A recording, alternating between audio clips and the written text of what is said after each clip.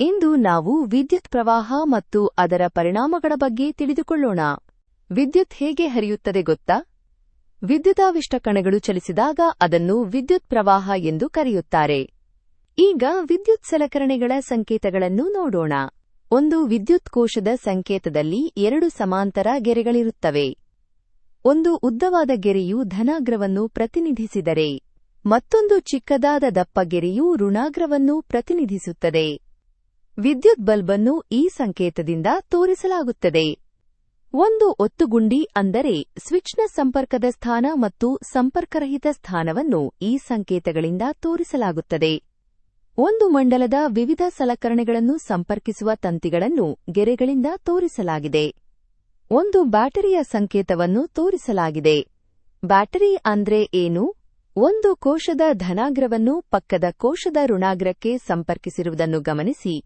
ಇಂತಹ ಎರಡು ಅಥವಾ ಎರಡಕ್ಕಿಂತ ಹೆಚ್ಚು ವಿದ್ಯುತ್ ಕೋಶಗಳ ಜೋಡಣೆಯನ್ನು ಬ್ಯಾಟರಿ ಎಂದು ಕರೆಯುತ್ತಾರೆ. ಈಗ ವಿದ್ಯುತ್ ಮಂಡಲದ ಬಗ್ಗೆ ತಿಳಿದುಕೊಳ್ಳೋಣ.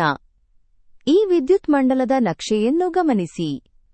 ವಿದ್ಯುತ್ ಮಂಡಲದಲ್ಲಿ ಸ್ವಿಚ್ ಸಂಪರ್ಕ ಸ್ಥಾನದಲ್ಲಿದ್ದಾಗ ಮತ್ತು ಮಂಡಲ ಆವೃತವಾಗಿದ್ದಾಗ ಮಾತ್ರ ಬಲ್ಬ್ ಬೆಳಗುತ್ತದೆ.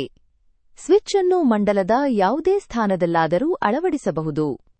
ಸ್ವಿಚ್ ಸಂಪರ್ಕ ಸ್ಥಾನದಲ್ಲಿದ್ದಾಗ ಬ್ಯಾಟರಿಯ ಧನಾಗ್ರದಿಂದ ಋಣಾಗ್ರದವರೆಗೆ ಮಂಡಲವು ಪೂರ್ಣಗೊಳ್ಳುತ್ತದೆ.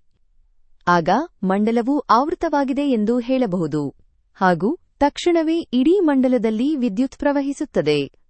ಸ್ವಿಚ್ ಸಂಪರ್ಕರಹಿತ ಸ್ಥಾನದಲ್ಲಿದ್ದಾಗ ಮಂಡಲ ಅಪೂರ್ಣವಾಗಿರುತ್ತದೆ. ಇದನ್ನು ತೆರೆದ ಮಂಡಲ ಎನ್ನುವರು. ಈಗ ಮಂಡಲದ ಯಾವುದೇ ಭಾಗದ ಮೂಲಕ ವಿದ್ಯುತ್ ಪ್ರವಹಿಸುವುದಿಲ್ಲ. ಬಲ್ಬ್ನಲ್ಲಿ ತಂತು ಎಂದು ಕರೆಯಲ್ಪಡುವ ಒಂದು ತೆಳುವಾದ ತಂತಿಯಿದೆ. ಇದರ ಮೂಲಕ ವಿದ್ಯುತ್ ಪ್ರವಹಿಸಿದಾಗ ಇದು ಬೆಳಗುತ್ತದೆ. ಇದು ಕಡಿದು ಹೋದಾಗ ಬಲ್ಬ್ ಹಾಳಾಗುತ್ತದೆ. ಬೆಳಗುವ ವಿದ್ಯುತ್ ಬಲ್ಬ್ ಬಿಸಿಯಾಗುವುದನ್ನು ನೀವು ಗಮನಿಸಿರಬಹುದು. ಇದಕ್ಕೆ ಕಾರಣವೇನು ಎಂಬುದನ್ನು ಮುಂದಿನ ವಿಡಿಯೋದಲ್ಲಿ ತಿಳಿದುಕೊಳ್ಳೋಣ. ಹೆಚ್ಚಿನ ಆಸಕ್ತಿದಾಯಕ ವಿಷಯಗಳಿಗಾಗಿ ಸಬ್ಸ್ಕ್ರೈಬ್ ಆಗಿ ನಮ್ಮ ಲೈಬ್ರರಿ.